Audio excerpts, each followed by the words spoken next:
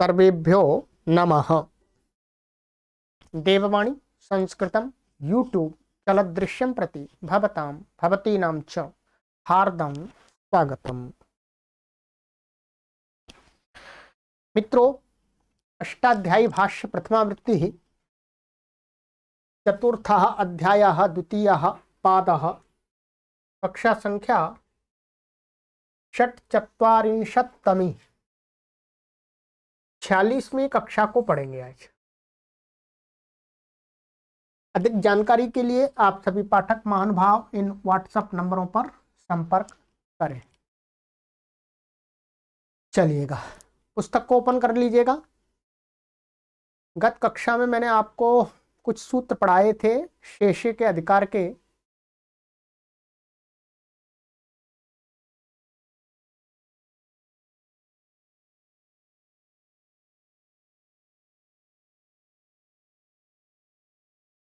यहां तक पढ़ लिया था हमने, नद्यादिभ्यो ढक।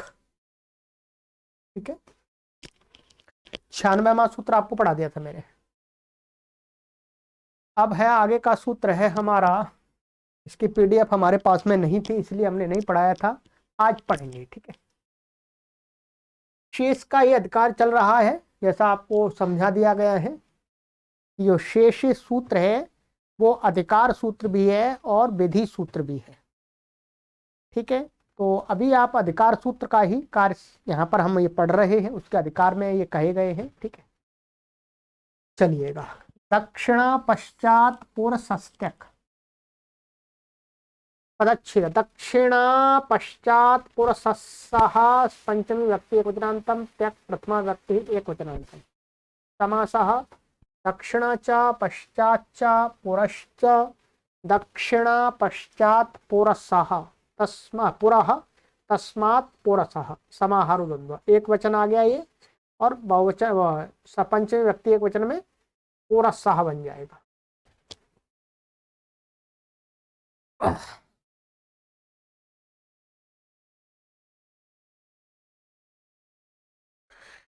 अनुवृत्ति इसके अंदर आ रही है आपकी, शेषे तद्धिताः न्याप्रातिपदिकात् प्रत्ययः परश्च, इन पदों की अनुवृत्ति आ रही है। चलिएगा, अर्थः दक्षिणा पश्चात पुरस् इत्येतेभ्यः प्रातिपदिकेभ्यः शैषिकस्त्यक् प्रत्ययो भवति। इन प्रातिपदिकों से शैषिक अर्थ वाला त्यक् प्रत्यय होता है। आगे जो अर्थ कहे जाएंगे उन अर्थों में यदि दक्षिण शब्द से लाना है तो त्यक् प्रत्यय ही होगा, पश्चात शब्द से प्रत्यय लाना त्यक् ही होगा। उदाहरण दिया यहाँ पर, दाक्षिणात्याः पाश्चात्याः पौरस्त्याः। देखिएगा, दक्षिणस्याम, दक्षिण में होने वाला दाक्षिणात्य का आ जाता है। दाक्षिणात्य पद पंडित बोलते हैं, दक्षिण के पंडित, तो इसी से बनता है। तो दक्षिण में होने वाला व और भी कोई भी अर्थ हो सकता है दक्षिण का, यह तो दाक्षिणात्य। और पाश्चात्य, पश्चात शब्द से तक होगा पाश्चात्य। पुरस शब्द से पौरस्त्य। पुरस, पुरस का अर्थ है सामने होने वाला। तो इसमें ये क्या है, कुछ भी आपको क्या करना है, अभी आपको ये नहीं देखना कि इसका अर्थ क्या होता है। इसका अर्थ बहुत हो सकते हैं, जो आगे कहे गए अर्थ है वो सारे हो सकते हैं। ठीक है, अब जिस अर्थ में लाना है हमको उसी अर्थ वाला देख लेंगे, कौन से समर्थ से लाना है ये वहीं पर ज्ञात होगा। ठीक है, अभी तो केवल शब्दों से प्रत्यय का विधान करते जा रहे हैं बस। तो दक्षिण शब्द से त्यक ले आएंगे तो दाक्षिणात्य बन जाएगा। त्यक है, इसका काकित संज्ञा कितीचा से वृद्धि हो जाएगी। ठीक है, और यह बचेगा, और तो उत्त्य बचेगा। ठीक है, तो दाक्षिणात्य पाश्चात्य पौरस्त्य, वृद्धि हर जगह हो जाएगी कितीचा से।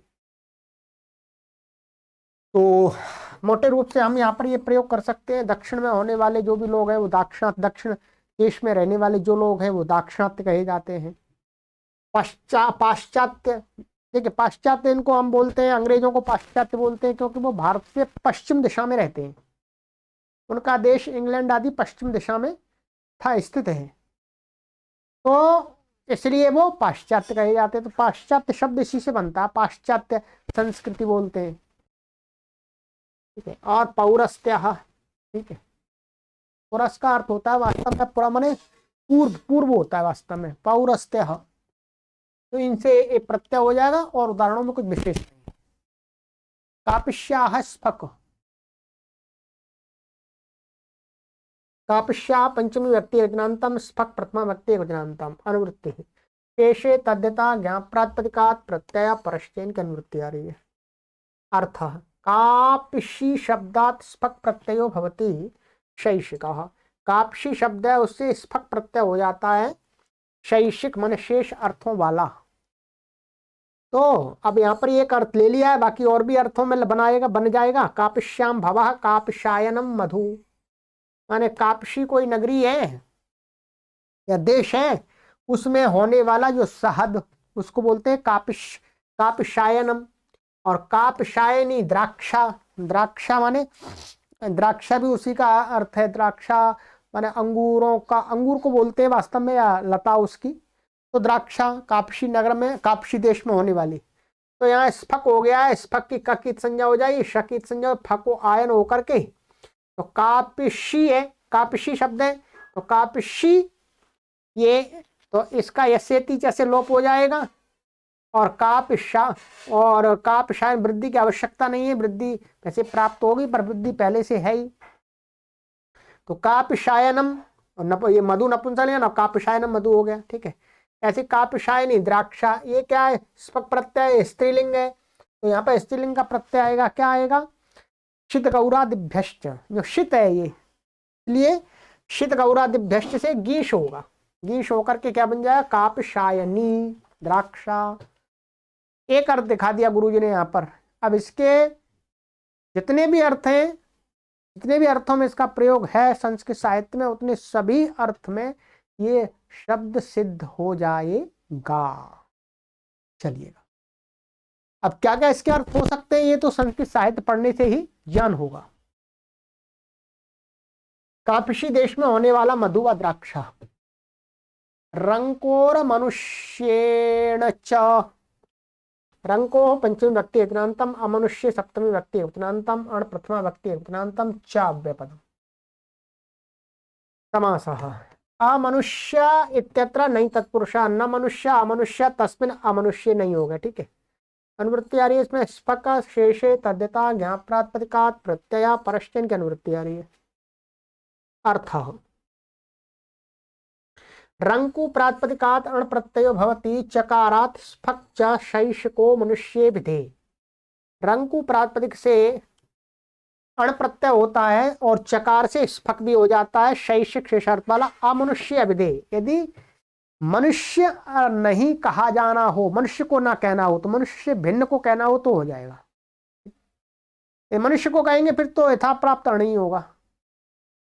तो अच्छा नहीं, ये मनुष्य, इससे अलग दूसरा होगा फिर, रंकु है तो आगे आ जाएगा इसको। अच्छा, अण और स्फक दो हो रहे हैं, स्फक, और यदि मनुष्य विधेय होगा तो केवल यथाभित अण ही होगा। तो अण बता रांकवो गौहु, तक में रांक वायणो गौहु, ठीक है। तो यहां पर रंकु, रंकु कोई देश होगा या तो उस देश में होने वाला बैल, यहां पर बैल अर्थ है ये, ठीक है। बैल, गऊ, ये बैल को भी कहता है और गाय को भी कहता है, ठीक है। तो यहाँ पर ये पुल्लिंग दिया है, तो रंकु शब्द से माने रंकऊ भवः गऊ, रांकवः गऊ। तो रंकु गी और अण आ गया, इससे वृद्धि हो जाएगी, रांग का और गुणा से गुण हो जाएगा, रांग का वह स्वादि उत्पत्ति करके संधि हो गया, रंग कबू बन गया गऊ, तो रांग कबू। तो ये गऊ क्या, मनुष्य नहीं है, मनुष्य होगा तो फिर जो यथा प्राप्त कुछ होगा वो होगा, ठीक है। और स्फक रांक वायणो, यहाँ पर क्या है, स्फक में ये वृद्धि हो जाएगी और गुण हो जाएगा, आयन आदेश हो जाएगा, अटक उपपन्न से इसको अणत्व हो जाएगा, और ये रांक वाओ गौ, रांक वायणो गौ, ये हो गया, ठीक है।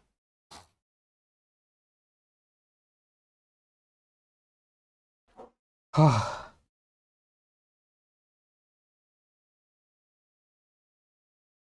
यहां पर ये काष्काकार कह रहे हैं कि वास्तव में यहां पर ये जो रंकु शब्द है, ये रंकु रंकु शब्द आगे एक सूत्र है, कच्छादिगण में पड़ा हुआ है। क्या है? कच्छादिगण है एक, तो उस कच्छादिगण में ये पड़ा हुआ है, तो वहां पर क्या है, वही प्राप्त है। मनुष्य अविधेय होने पर क्या है, वही प्राप्त हो रहा है, वो आगे देखेंगे। परंतु यहाँ पर अमनुष्य माने बा मनुष्य और जो सामान्य रूप से कहा है, ठीक है, तो यहाँ पर ये कह रहे हैं कि बुई प्राप्ति में इसका विधान कर दिया। अमनुष्य अविधेय होने पर तो क्या अण और स्फक ही होता है, इनका ऐसा कहना है। ठीक है, विस्तार से आपको देखना है तो काशिका देखनी पड़ेगी पूरी। तो यहाँ पर बस इतना समझ लिया, रंकुशे अण और स्फक होते हैं यदि मनुष्य अविधेय नहीं हो तो।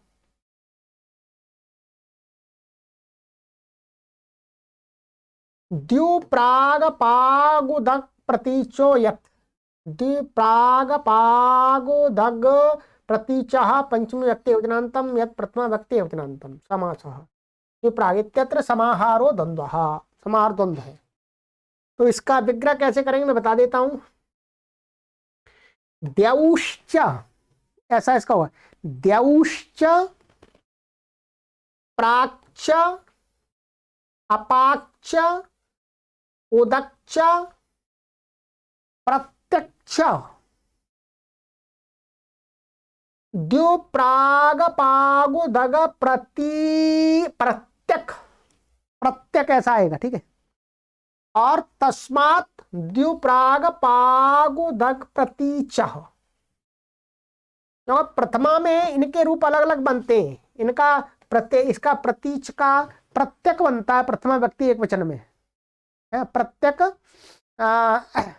प्रत्यक प्रत्यंच प्रत्यंच ऐसा बनता है। और ऐसे ही इसका प्राक बनता है। ठीक है, तो प्राक प्रांग भी बनता है। तो इस प्रकार से जो प्रथमा में इनका रूप द्यू का द्यौहु बनता है, द्यौहु। तो जब समास का विग्रह करेंगे तो प्रथमांत पदों से करेंगे इसका। ठीक है, क्या करेंगे, प्रथमांत पदों से करेंगे। प्रथमा व्यक्ति एक एक वचन में जो जो बनता है वैसा विग्रह फिर इकट्ठा कर देंगे, उनको जोड़ेंगे समास करके, तो फिर ऐसा बन जाएगा द्विप्रागपादुगा प्रत्यक, प्रत्यक ऐसा बनेगा तो एक वचन में। फिर पंचमी में इसको घसा घसी आ जाएगा तो प्रतीचाह ऐसा बन जाता है, ये ध्यान देंगे आप। अब अनुवृत्ति इसमें आ रही है, शेषे तदिता ज्ञाप्रात का प्रत्यय परश्च अर्थ देवश प्रात अपाच उदच प्रत्यच इत्यतेभ्यः प्रातिपदिकेभ्यो यत् प्रत्ययो भवति शैषिकः। इन प्रातिपदिकों से शैषिक अर्थ वाला क्या प्रत्यय होता है, ये यत् प्रत्यय होता है। तो उदाहरण दिया, दिव्यम प्राच्यम अपाच्यम उदीच्यम प्रतीच्यम। सिद्धि में कुछ भी दिव मूल प्रातिपदिक दिव है। ठीक है, तो दिव को द्यू द्यू बन जाता है, यहां पर द्यू दिखाया है। ठीक है, तो दिव से मूल जो प्रातिपदिक है वो वास्तव में क्या है, दिव। दिव को द्यू बन जाता है समास में, और उसको जब रूप चलाएंगे तो द्यौहु ऐसा बनता है, ये ध्यान देंगे। तो यहां दिव से क्या है, दिव से एक प्रत्यय हो गया तो दिव्यम बन जाएगा। प्राच, प्राच शब्द है वास्तव में, प्राच्यम बन जाएगा। अपाच से अपाच्यम, उदीच्यम प्रतीच्यम। दिव्यम का हम एक अर्थ ले सकते हैं, भावार्थ में प्रत्यय लाए तो द्यू में होने वाला, द्युलोक में होने वाला। और प्राच्यम माने पूर्व, प्राक प्राक दिशा, पूर्व दिशा, पूर्व दिशा में होने वाला। अपाच्यम उदीच्यम माने अपाच्यम, अपाच्य का अर्थ होता है समीप में होने वाला, ऐसा अर्थ होता है थोड़ा। हाँ, अपाच्य का अर्थ होता है दक्षिण में होने वाला। अपाची अपाक, अपाक दिशा होती दक्षिण दिशा, तो अपाच्यम का अर्थ हो दक्षिण दिशा में होने वाला, भव अर्थ में लाएंगे तो। बाकी इसके बहुत सारे अर्थ होंगे। अपाच का अर्थ वास्तव में दक्षिण दिशा, उदक उत्तर दिशा, तो उदीच्यम का अर्थ होगा उत्तर दिशा में होने वाला। ऐसे प्रतीच प्रत्यक्ष, प्रत्यक्ष का अर्थ होता है पश्चिम दिशा, तो पश्चिम दिशा में होने वाला प्रतीच्य। ठीक है, तो ये तो मैंने आपको एक अर्थ बता दिया, बाकी इसके बहुत सारे अर्थ हो जाएंगे, हमें सिद्धि देख लेनी है। यत प्रत्यय हो रहा तकित संज्ञा, और इसमें जुड़ता चला गया, कुछ भी इसमें विशेष नहीं है। ठीक है, चलिएगा।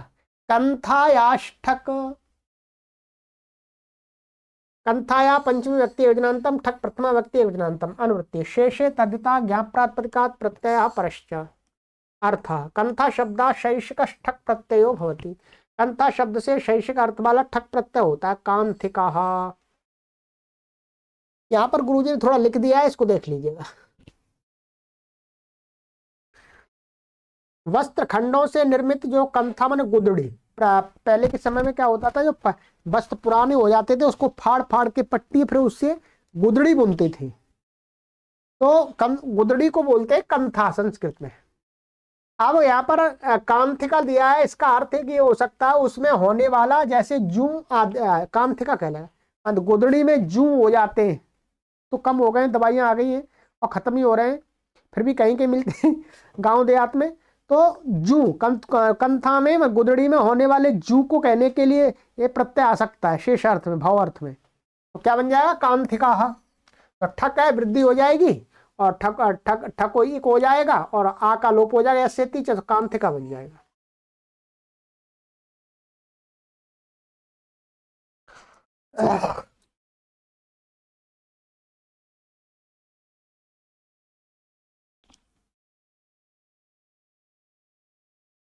ये हो गया जी। ठीक है, वर्णौमुख, वर्णौ सप्तमी व्यक्ति वचनांतम, वुक् प्रथमा व्यक्ति वचनांतम, अनुवृत्ति कंथायाः शेषे तद्धिता ज्ञाप प्रातिपदिकात् प्रत्यय परश्चन की अनुवृत्ति आ रही है। अर्थ वर्णो नाम नदः, तत्समीपवर्ती यो देशः, तद विषयात् कंथा प्रातिपदिकात् शैषिको वुक् प्रत्ययो भवति। कहते हैं वर्णु नाम का कोई नद है, कोई नद माने बड़ी नदी।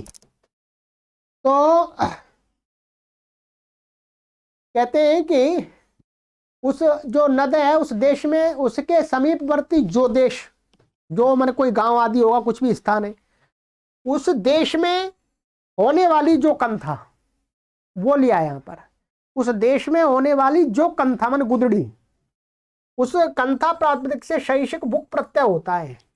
यदि वर्णु देश से संबंधित यदि कंथा है, वर्णु माने वर्णु देश में, वर्णु नद के समीप में जो देश, उस देश में होने वाली जो कंथा है, यदि उसमें या उससे में होने वाला शैषिक अर्थ वाला प्रत्यय लाना, तो क्या होता है, ठक नहीं होता है, वही होता है, बुक होता है, बुक। बुक हो जाएगा, कित होने कारण से वृद्धि हो जाएगी, तो वर्णऊ या कंथा तत्र जाता यू का कांथिका। माने वर्णऊ माने वर्णु देश में, वर्णु नद के समीप में जो देश है, उसमें होने वाली जो कंथा गुदड़ी है, उसमें उत्पन्न हुआ जो यूक, तो तत्र जाता अर्थ में आएगा यहाँ पर सप्तमी से, तो सप्तम अंत से जाता यू का कांथिका कहलाई। तो कंथा और गी आ जाएगा, तत्र जाता से आगे प्रत्यय पढ़ेंगे कंथा और गी, और इससे क्या हो गया, वुक, वुक प्रत्यय हो गया, ताकि संज्ञा हो गई, वु को अक हो जाएगा, इंगी का लुक हो जाएगा, यसे तीचे से आकार का लोप हो जाएगा, कित होने से वृद्धि हो जाएगी, कांथ अक। ठीक है, ये हो गया। अब यहां पर क्या है, ये कांथिका बनाना है आपको, तो ये क्या बनेगा हमारा, कांथक ऐसा बना, कांथा का। अब ये यू का है, यहाँ पर स्त्रीलिंग में है, दिखा रहे हैं। ठीक है, ऐसे जू पुल्लिंग भी है, पर यहाँ यू का स्त्रीलिंग है, तो इसको स्त्रीलिंग में फिर क्या होगा, टाप आ जाएगा, या तष्टाप से टाप आ गया, टाप आ गया, टाप का आवचा। अब यहाँ पर एक सूत्र लगेगा, पहले मैंने एक दो बार बताया, फिर बता रहा हूं।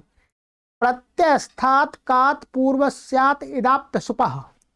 ठीक है, इसकी संख्या बता देता हूं मैं आपको, ये 7वें अध्याय के तृतीय पाद का है, वहां पर आप देख लेंगे, एक बार मैं अर्थ पढ़ के बता देता हूं आपको। ठीक है,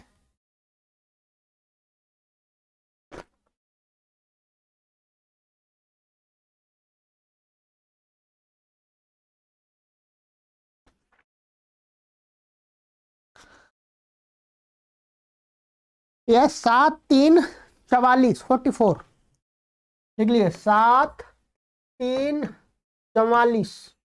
ये वाला सूत्र देखना है आपको। प्रत्यस्थात कात पूर्वस्यात इदाप्त सुपह। ये क्या करता है कि ये आप टाप के परे रहते, पूर्व में जो ककार है उस ककार से पूर्व में जो आकार है उस आकार को इकार कर देता है। इस आकार को क्या कर देगा, इकार कर देगा, और आकाशवाणी दिरस में मिल जाएगा। स्वादि उत्पत्ति करेंगे, उसका हलिगांधी लोप हो जाएगा, तो कांथिका ऐसे बनेगा ये। ठीक है, ये कहता है प्रत्यस्थात ककारात पूर्वस्य अकारस्य स्थाने इकारादेशो भवति आपि परता स चेद आप सुपा परो न भवति।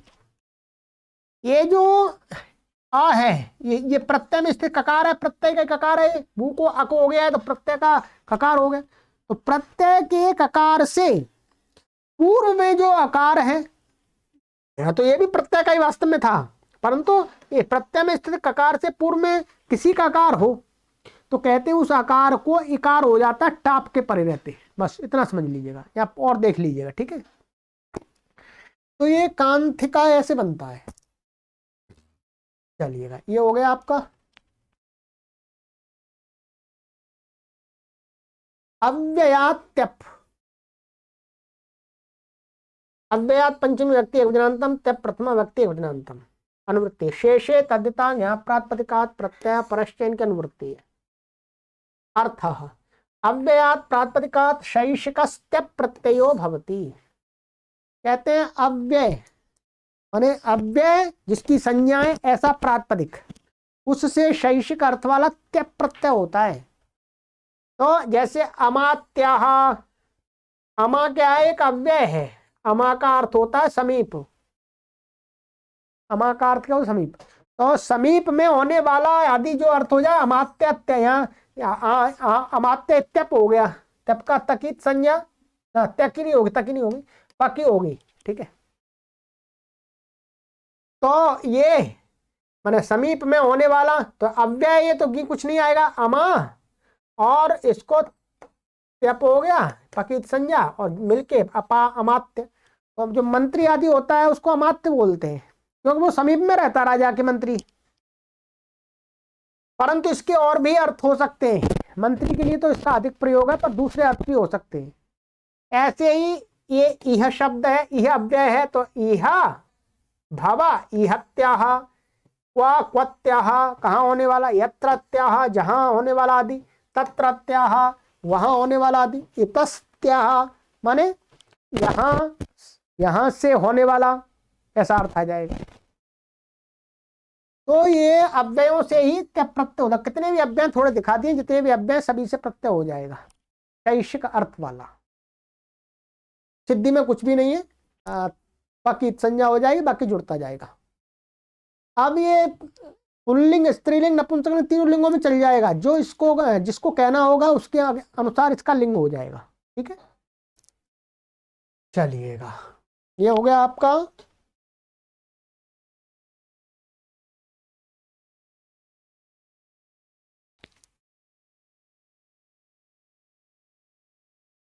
चलिएगा आगे है आयशा मोह्यः श्वसोन्यतरस्याम। आयशा मोह्याः श्वासाः पंचमी व्यक्ति एकवचनान्तम, अन्यतरस्याम सप्तमी व्यक्ति एकवचनान्तम। समासः ऐषमश्च यश्च श्वश्च ऐषमोह्यः श्वाः, तस्मात् ऐषमोह्यः श्वसः। समाहारो द्वंद्व है, समाहार द्वंद्व समास है ये। ठीक है, अनुवृत्ति इसमें आ रही है त्यप शेषे तद्धिताः ज्ञा प्रातिपदिकात् प्रत्ययः परश्च। इन पदों की अनुवृत्ति आ रही है। चलिएगा, अर्थ है ऐषमस् यस् श्वस् इत्येतेभ्यः प्रातिपदिकेभ्योऽन्यतरस्यां त्यप प्रत्ययो भवति शैषिकः। पक्षे सायं चिरं प्राहणे प्रगेभ्यष्टिट्टुलौ टुट्चा इत्यनेन टुट्टुलौ प्रत्ययौ टुट्चागमो भवति। अब आपको थोड़ा समझना पड़ेगा। क्या समझना पड़ेगा? ये भी अव्यय है। क्या है? ये भी अव्यय है। ऐशमस, यस और श्वस, ये क्या है? ये भी अव्यय है।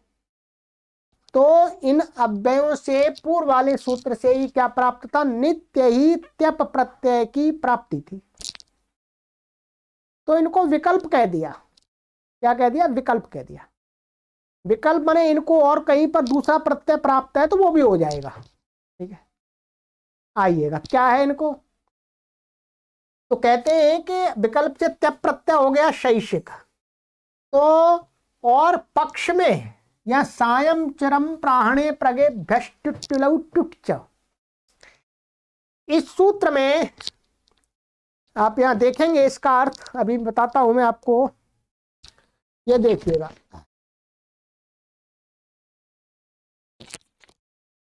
ये चौथे अध्याय के तीसरे पाद का है। इसको पढ़ेंगे आगे चल के थोड़े कुछ कक्षाओं के बाद में। ठीक है, ये आपका है 23वां सूत्र। इसका अर्थ है सायं चिरम प्राणे प्रगे इत्येतेभ्यः कालवाच्येभ्यः अव्ययेभ्यश्च प्रातिपदिकेभ्यः ट्यू ट्युल इत्येतौ प्रत्ययौ भवता तुट्चागमो भवति। इसमें कुछ शब्द पड़े हुए, उन शब्दों से और अव्यय शब्द है तो ऊपर से अनुवृत्ति आ रही है इसमें अव्यय की। इसमें ही पड़ा हुआ अव्यय। सायं चिरम प्राणे प्रगे व्यय भ्यष्टुट्टुलौ टुट्च। तो अव्यय से, अव्ययों से क्या होता है? शैषिक अर्थ वाला ट्यू ट्युल प्रत्यय और ट्यू प्रत्यय होते हैं, दो प्रत्यय होते हैं। और प्रत्यय के साथ साथ में उन प्रत्ययों को ही क्या हो जाता? तुट आगम हो जाता है। ठीक है, तो तुट आगम हो जाता है। अब क्या हुआ? ये तीनों क्या हैं? ये अव्यय हैं। ठीक है, ऊपर वाले सूत्र से क्या प्राप्त था? त्यप प्राप्त था। त्यप तो ये भी कर रहा है पर विकल्प से कर रहा है। तो पक्ष में क्या प्राप्त हो जाएगा? फिर पक्ष में इस सूत्र से अव्यय मान करके इनको ट्यू और टुल दो प्रत्यय प्राप्त होंगे। इनका रूप एक जैसा ही बनता है। ट्यू कर लेंगे चाहे टुल कर देंगे, रूप एक ही बनेगा। केवल स्वर का भेद आता है, स्वर का भेद आता है। जैसे ये मानिएगा ट्यू प्रत्यय, तो ट्यू का यू बचता है और टुल का यू बचता है। टकी संज्ञा हो जाए, लकी भी। तो ल होने से के कारण से लिति से स्वर अंतर आ जाता है, शब्द का स्वरूप एक ही रहता है। तो अब ये होगा फिर, परंतु एक स्व शब्द है, उससे एक सूत्र और है, उससे कुछ कहा है, वो भी हो जाएगा। ठीक है, अभी देख लेते हैं। अब ये ऐशमस्त्यम, तो ऐशमस्त्यम, ऐशमस है और त्यप हो गया, इससे ऐशमस्त्यम बन गया। और जब ट्यू कर लेंगे या टुल कर देंगे तो क्या बनेगा? ऐशमस्तनम। क्योंकि ये मानिएगा ऐशमस और जो भी है भवादि अर्थ हो जाएंगे, जिस भी समर्थ से हम अभी वो नहीं लाएंगे। ठीक है, तो और ये टुल प्रत्यय, ट्यू प्रत्यय हो गया। इसको ट्यू, ट्यू का ट चला गया और यू को क्या हो गया? अन हो गया। और साथ में इसी सूत्र से तुट आगम होता है। इसको तुट का त बचता है, तुट का तकित संज्ञा, टकित संज्ञा त बचता है। तो अन ये हो गया और ता न और ऐशमस तन ऐसा बन गया। और स्वादि उत्पत्ति करके ऐशमस्तरम बन गया। यहाँ टुल कर देंगे, ये टुल कर देंगे तो भी यही रूप बनेगा, केवल स्वर का भेद आ जाएगा बस। तो स्वर की बात अभी छोड़ देते हैं। ठीक है, ये दो बन गए आपके, एक ये बन गया त्यप का और एक ट्यू अथवा टुल का बन गया। ऐसे ही इसी प्रकार से ह्यस्तनम, ह्यस्त्यम, ये त्यप का हो गया। और ह्यस्तनम, इसका प्रयोग बहुत है। ह्यस्तनम, ह्या का अर्थ होता है बीता हुआ कल, तो उसमें होने वाला आदि जो भी है। तो ह्यस्तनम ये बन गया, दोनों बन गए। और श्वस्त्यम, इसके तीन रूप बनते हैं। ये तो बन गया त्यप का रूप बन गया और ये बन गया आपका श्वस्तनम। ट्यू अथवा ट्यूल दोनों का एक ही रूप बन गया। ठीक है, इसके लिए एक सूत्र और है, उसके द्वारा बनता है शौवस्तिका। एक सूत्र है यहीं पर तीसरे पाद में 15वां सूत्र है श्वासस्तुट च। इससे क्या प्रत्यय होता है, श्वस जो अव्यय उससे ठई प्रत्यय भी हो जाता है। क्या है, ठई प्रत्यय और तुट आगम भी हो जाता है साथ साथ में। तो अब इसको क्या बनेगा, ये है श्वस, श्वास हो गया और इससे ठई प्रत्यय, वो तो हो गया आपके दोनों। अब इससे ठई भी प्रत्यय होगा, ठई ठई का ये ठबच्चा ठको एक हो जाएगा और इसी सूत्र से तुट आगम भी हो जाता है इसको, तो तुट का तवचता है। ठीक है, आदि तो टकता उसे प्रत्यय आदि में हो जाएगा। अब ये क्या है, ठई है, तो ये तो होने के कारण से इसको वृद्धि प्राप्त होती है। क्या प्राप्त होती है, वृद्धि। तद्दितेष्व चामादेश से वृद्धि प्राप्त होती है। तो वृद्धि को रोक करके यहां पर तद्दितेष्व चामादेश से वृद्धि प्राप्त होती है, तो उसको रोक करके क्या, द्वारादीनाम च एक सूत्र है वहीं पर 7 3 4 चौथा सूत्र, इसी से क्या होता है, वृद्धि नहीं होती। ये कहता है द्वारादि गण में पठित जो शब्द हैं उनको तद्दितेषु चामादे आदि से जो वृद्धि प्राप्त होती है वो नहीं होती है, परंतु परंतु वहां पर यकार से पूर्व आई और वकार से पूर्व औ आदेश हो जाता है इसी सूत्र से। तो यहां पर क्या हो जाएगा, इसी सूत्र से वृद्धि को रोक करके वकार से पूर्व में औ आदेश हो जाएगा, ये औ। तो सौवस्तिका, तो सौवस्तिका और स्वादि उत्पत्ति करके सौवस्तिका ऐसे बनेगा। ठीक है, ये मैंने अर्थ बता दिया आपका। इससे क्या होता है, वृद्धि का निषेध होकर के इसको औ आदेश हो जाता है और इससे ठई प्रत्यय भी हो जाता है श्वस शब्द से और तुटागम हो जाता है, बाकी समान है। तो श्वस अव्यय से 3 रूप बन गए और आयुष्मस और यस से क्या बन जाएंगे, 2 2, परंतु स्वर भेद से, स्वर भेद की दृष्टि से इसके 4 बन जाएंगे और उनके 3 3 बनेंगे, स्वर की दृष्टि से देखेंगे। ठीक है, चलिएगा।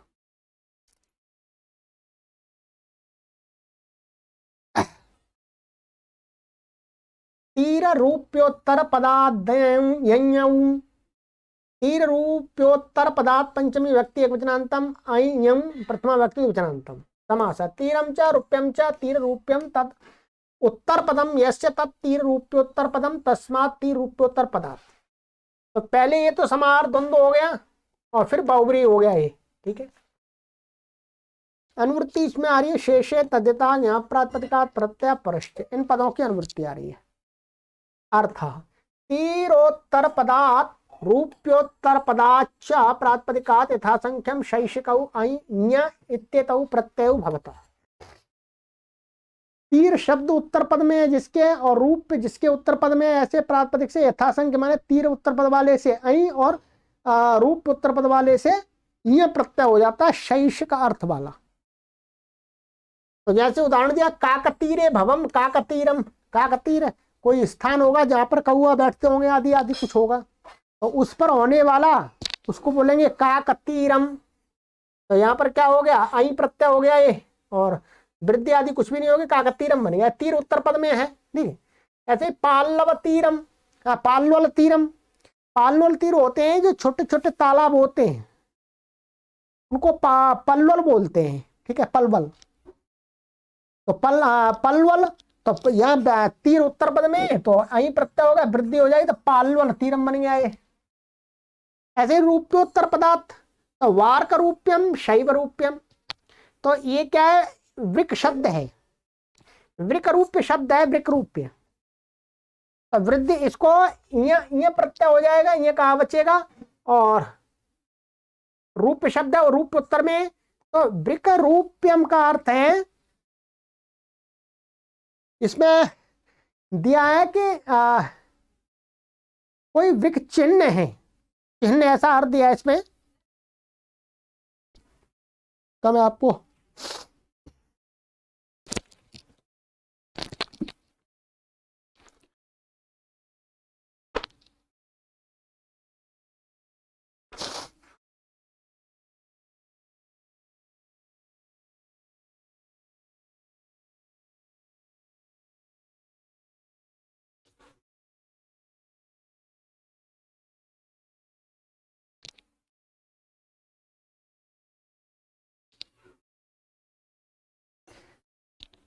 इसका अर्थ दिया है ब्रिक के सिक्के, माने ब्रिक का अर्थ है यहाँ पर मुख्य रूप से चांदी के सिक्के पर रहने वाला चिन्ह।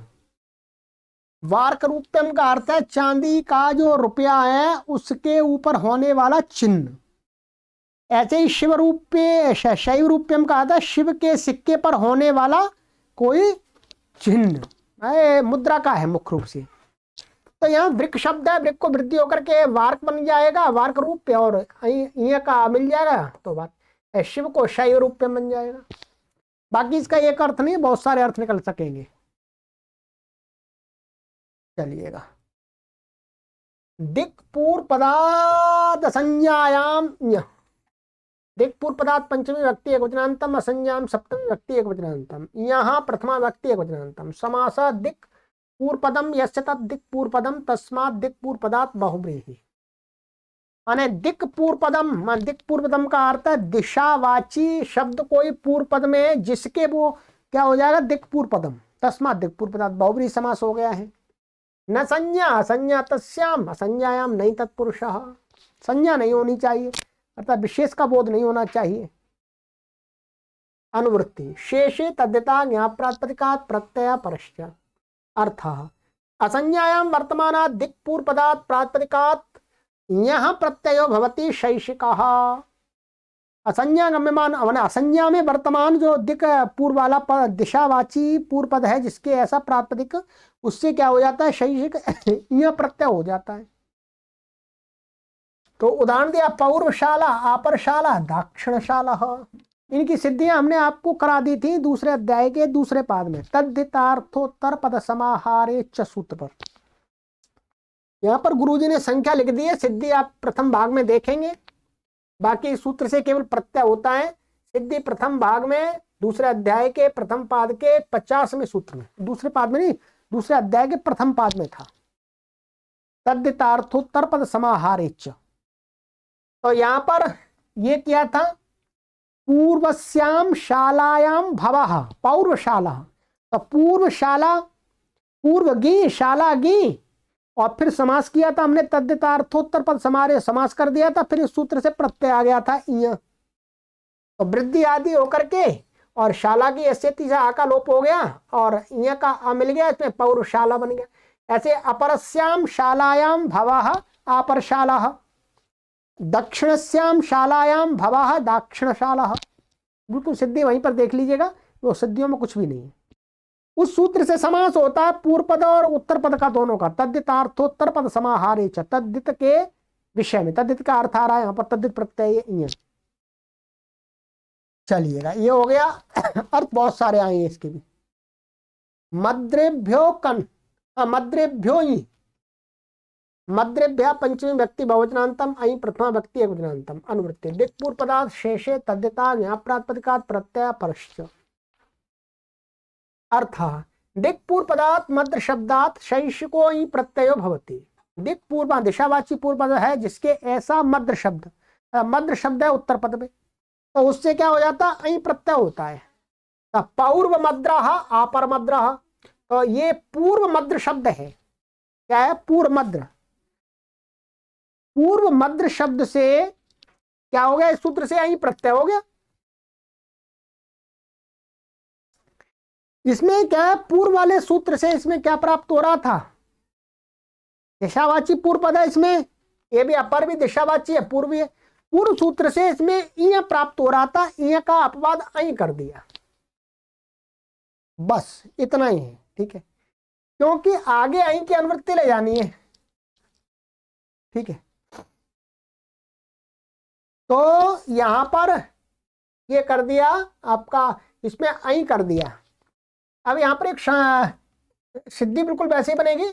अब यहाँ पर एक शंका हो सकती है, शंका मुझे ही हो रही है तो आपको भी होनी कि अई का भी अवचता है, इय का भी अवचता है, तो दो प्रत्यय क्यों कर दिए, एक ही कर देते, एक ही कर देते।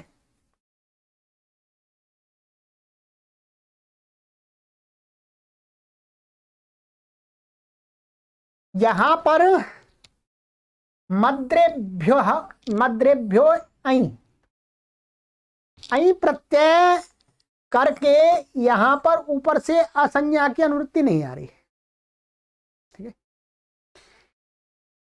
ये संज्ञा में भी करेगा, असंज्ञा, दोनों विषय में मद्रा उत्तर पद वाले से और पूर्व पद दिक्वाची होना चाहिए, तो उससे अई हो जाता है। अई और ये में कोई अंतर नहीं है, परंतु संज्ञा और असंज्ञा दोनों में अई कर दिया।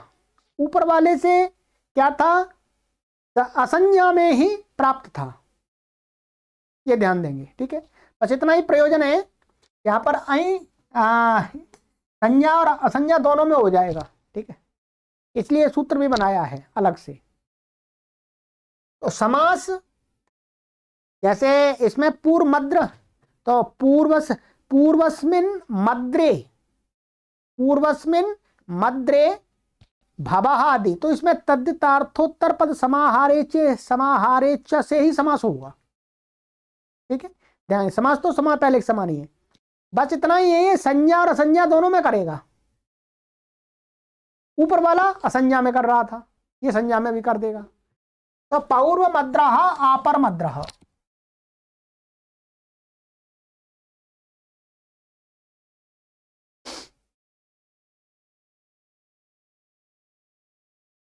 उदीच्य ग्रामाच्च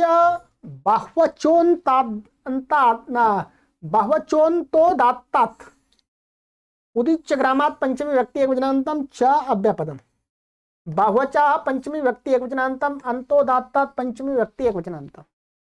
उदीची भवः उदीच्यः, तो अभी बनाया था हमने, तो उत्तर दिशा में उदीच्य, उत्तर दिशा में होने वाला उसको बोलते हैं उदीच्य। समासा उदीच्यश्चासौ ग्रामश्च उदीच्य ग्राम, माने उदीच्य वही है, वही ग्राम है, अर्थात समानाधिकरण समास होगा, कर्मधारय समास, माने उत्तर दिशा वाला गांव। उदीच्य ग्रामा तस्मात् उदीच्य ग्रामात्, कर्मधारय तत्पुरुष, ये कर्मधार तत्पुरुष समास हो गया। बहवो चाह यस्मिन् स बहुवच तस्मात् बहुवचः, ये हो गया बहुब्री समास हो गया आपका। और अंता उदात्तो यस्मिन् सो अंतोदात्तः तस्मात् अंतोदात्त, उभयत्र बहुब्री, दोनों में बहुब्री होगा, इसमें भी और इसमें भी। अंत उदात्त वाला अनुवृत्ति इसमें आ रही है, अई शेषे तद्धिता यहाँ प्रातिपदिका प्रत्यय परश्च, इनकी अनुवृत्ति आ रही है।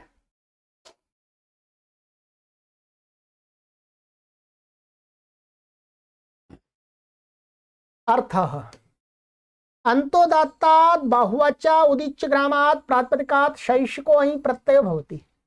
अंत उदात्त माने ऐसा होना चाहिए, अंत में उदात्त होना चाहिए, अंतिम वाला जो स्वर है वो उदात्त होना चाहिए। बहुवच माने बहुत अच्छे होने चाहिए, दो से अधिक। उदीच्य ग्रामात्, और उत्तर दिशा में होने वाला गांव है, उस गांव का नाम होना चाहिए, माने हर दिशा नहीं, उत्तर दिशा में स्थित जो ग्राम है उनको कहने वाला शब्द। तो उदीच्य ग्रामात्, प्रातिपदिक उस प्रातिपदिक से, ग्राम शब्द नहीं लेना, ग्राम को कहने वाला शब्द, ग्राम का नाम वाच्य। शैष को अही प्रत्यय होती है, शैषिक अर्थ वाला अही प्रत्यय हो जाता है। क्या चाहिए, शिवपुर, शिवपुर शब्द क्या है, अंतुदात्त है, और अंतुदात्त कैसे अभी बता देंगे। तो शिवपुरे, और ये शिवपुर क्या है, बहुत अच्छा वाला, चार अच्छा इसमें, और उदीच्य ग्रामात्, और ये उत्तर दिशा में होने वाला गांव है। तो शिवपुरे भवम शैवपुरम, और ऐसे मांडवपुरे भवम मांडवपुरम, तो अई प्रत्यय हो गया। अब ये अंतुदात्त कैसे है, अंतुदात्त देख लीजिएगा, यहां पर गुरुजी ने लिखा दिया है, इनका समास करेंगे। शिवस्य पुरम शिवपुरम, शिव का पुर, यह षष्ठी तत्पुरुष समास होकर शिवपुर शब्द बनता है। षष्ठी समास होने समासस्य, ये सूत्र है, समासस्य से क्या होता है, समस्त पद का अंतुदात्त होता है, तो रेफ का औदात्त हो गया, तो अंतुदात्त बन गया। ऐसे ही मांडवस्य पुरम मांडवपुरम, तो वो भी अंतुदात्त है, दोनों अंतुदात्त है। इसी प्रकार मांडवपुर में है, ये बहुवच तथा उदीच्य ग्रामवाची शब्द है, सो अही प्रत्यय हो गया। ठीक है, चलिएगा।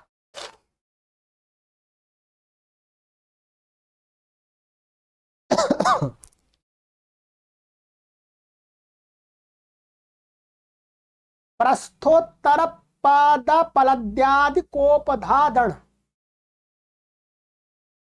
प्रस्थोत्तर पदा पलद्यादि कोपदात पंचमी व्यक्ति एकवचनांतम अण प्रथमा व्यक्ति एकवचनांतम समासः। प्रस्थ उत्तर पदम यस्य तत् प्रस्थोत्तर पदम बहुब्रीहि समास हो गया। प्रस्थ शब्द उत्तर पद में जिसके। पलदी आदिरेशम ते पलद्यादयः ये भी बहुब्रीहि समास हो गया। पलद्यादि गण हो गया।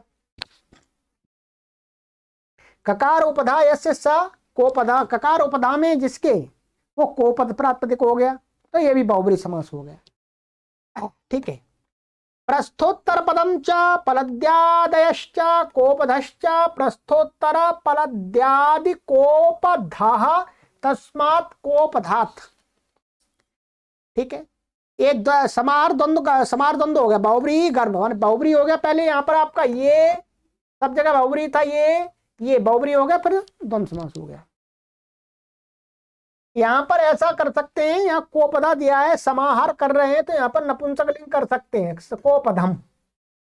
पुल्लिंग करने की कोई आवश्यकता नहीं है क्योंकि नपुंसक लिंग से भी कोपधात बनता है पंचमी में। ठीक है। तो कोपधम ठीक है। वैसे यहाँ पर कोपधा के स्थान में कोपधम तो समाहार का नपुंसक लिंग एक वचन होता है वो करके बन जाएगा। अनुवृत्ति शेषे तद्यता यहाँ प्रातिपदिकात् प्रत्यय परश्चन की अनुवृत्ति है।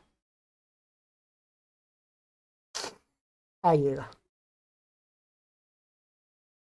अर्थ प्रस्थोत्तर पदात् पलद्यादिभ्यः कोपदाच्च प्रातिपदिकेभ्यः शैशिकोण प्रत्ययो भवति।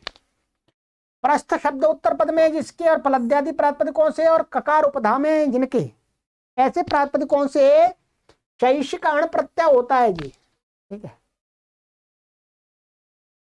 माद्री प्रस्थे भवः माद्री प्रस्था तो ये प्रस्थ उत्तर पद में तो माद्री प्रस्था यही बनेगा यहाँ पर भी। ठीक है।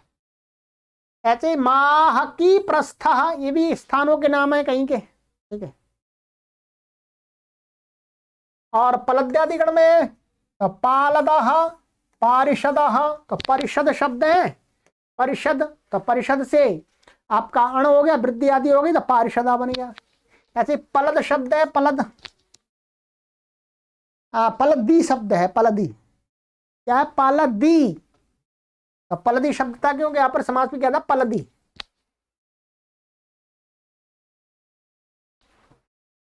तो पलदी और तो इस ईकार का लोप हो जाएगा ऐसे तीजे से और आवृद्धि हो जाएगी पालदा बन जाएगा। ककारोपदात ककारोपदा वाले से देखते हैं निलीनके निलीनक शब्द है। निलीनके भवा नैलीनिका वृद्धि हो जाएगी आदि को आई तो यस्यति लोप आदि होकर के नैलीनिका। चैयातिका चैयातका तो चियातक शब्द है। चियातक ककार उपदा में तो चियातके भव चैयातक। अब इसमें ये माद्री प्रस्थादि नगर विशेष के नाम हैं। ये लिखा हुआ गुरुजी ने। ठीक है। नगर विशेष के नाम है। इनको आगे कुछ सूत्र आ रहे हैं उनसे कुछ कुछ भिन्न भिन्न प्रत्यय प्राप्त थे फिर दोबारा इसलिए अण कर दिया। इन शब्दों को तो अण ही हो जाएगा। ठीक है। आगे आप ये बात काशिका में विस्तार से लिखी हुई है। यहाँ पर नहीं समझ सकते हम पूरा प्रकरण में। माने आगे जो सूत्र आ रहे हैं उनमें किसी शब्द को कुछ प्रत्यय प्राप्त था कुछ भिन्न भिन्न प्रत्यय प्राप्त था फिर दोबारा इनको कह दिया कि ये शब्द होंगे तो इनको तो अण ही होता है इसलिए अण किया है। नहीं तो आपका औत्सर्गिक अण प्राप्त था स्वयं में। चलिएगा। तो ये हो गया आपका कण्वादिभ्यो गोत्रे। कण्वादिभ्या पंचम व्यक्ति बहुवचनान्तम गोत्रे सप्तम व्यक्ति एकवचनान्तम समास है। कण्वादिरेशम ते कण्वादयः तेभ्यः कण्वादिभ्यः बहुव्रीहि। अनुवृत्ति अण शेषे तदिता ज्ञाप प्रातिपदिकात् प्रत्यय परश्चन की अनुवृत्ति आ रही है। अर्थः कण्वादिभ्यः प्रातिपदिकेभ्यो गोत्रे यो विहितः प्रत्ययस्तदन्तात् प्रातिपदिकात् अण प्रत्ययो भवति शैशिकः। कहते हैं कण्वादि जो प्रातिपदिक हैं उनमें क्या है उनसे गोत्र में विहित जो प्रत्यय माने गोत्र प्रत्यय बनाना पड़ेगा। वेद के प्रत्यय उससे उस प्रातिपदिक से माने गोत्र प्रत्यंत प्रातिपदिक से शैशिक अर्थ में भी अण आता है। तो जैसे काण्व्यस्य छात्राः काण्वाः क्या है? काण्व शब्द ये क्या है? गोत्र प्रत्यांत है, कण्व शब्द था तो कण्व से गर्गा दिव्यो यहीं से यहीं करके कांड में बन जाता है। ठीक है, फिर उसके छात्रों को कहने के लिए छात्रा ये शेष अर्थ है, शैक्षिक अर्थ है, तो काण्वाह ऐसे ही गो कक्ष। ठीक है, तो गो कक्षस्य छात्राः गौ कक्षाः। ठीक है, हाँ गौ कक्ष, गौ पहले ही शब्द है, गौ कक्ष ऐसा शब्द है यहाँ लिखा हुआ है, देखिएगा ये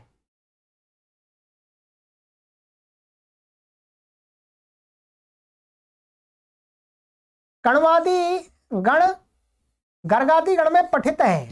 गर्गादि गणों के अंतर है, इसलिए क्या है, गर्गादिव्यो यहीं से यहीं हो जाएगा, गोत्र प्रत्यर्थादि में गर्गादिव्यो यहीं से यहीं हो गया, यही होकर के क्या बन जाता है, कर्ण में बन जाता है। ठीक है, तो कण्व से काण्व बन गया है, और ऐसे ही गौ कक्ष बन जाता, गो कक्ष से गौ कक्ष बन जाता है। अब ये गोत्र प्रत्यांत शब्द हो गए, इसमें भी यही है, इसमें भी यही है। अब इन गोत्र प्रत्यांतों से शैक्षिक अण हो गया, अण हो गया, तो फिर यहाँ पर क्या बन जाएगा, ये ऐसा है, कह रहा है आपत्य से च तद्धिते नाती, ये मैंने पहले भी दिखाया आपको, 64151। इस सूत्र से क्या हो जाता है, ये जो या है यही का या, और यहां पर कांड में या यही का, इसके यकार का लोप हो जाता है, इस अण के परे रहते, ये जो इस सूत्र से अण हो रहा है उसके परे रहते भसंज्ञा हो जाती है, तो यकार का लोप हो जाता है, तो क्या बन जाता है, काण्वः। ये यहाँ पर यकार का लोप हो जाता, काण्व काण्वः बन गया, बहुवचन में काण्वः बना दिया छात्रों को। ऐसे गौ कक्ष, तो गौ कक्ष ये यकार है, इसका लोप हो जाता है, जो यही प्रत्यय था उसके यकार का लोप हो जाता है, आपत्य से च तद्धिते नाती से। अच्छा, कह रहे हैं यहां पर ये सूत्र क्यों बनाया भाई, अण कर रहे हैं, अण तो अपने आप ही प्राप्त था, तो कह रहे हैं कि ये हुआ कण्व के पौत्र के जो छात्र है वो काण्व हुए, वृद्धा छ से छ प्रत्यय प्राप्त था, यह उसका अपवाद। आगे चल के क्या है, वृद्ध संज्ञक प्रातिपदिकों से शैक्षिक अर्थ में छ प्रत्यय होता है, और ये सभी शब्द क्या है, काण्व्य गौ कक्ष, ये वृद्ध संज्ञक है, वृद्धि अस्याचा मादिस्तद वृद्धम से वृद्ध संज्ञक है, तो वृद्ध संज्ञक से शैक्षिक छ की प्राप्ति थी, तो उसका अपवाद फिर कर दिया अण, क्या अण ही होता है इनसे, तो इसलिए अण करना पड़ा है। चलिएगा, चलिए आज इतना ही करेंगे, आगे की कक्षा में फिर 111 में सूत्र से पढ़ेंगे। काफी हो गया, कक्षा का समय भी हो चुका है। सर्वेभ्यो नमः।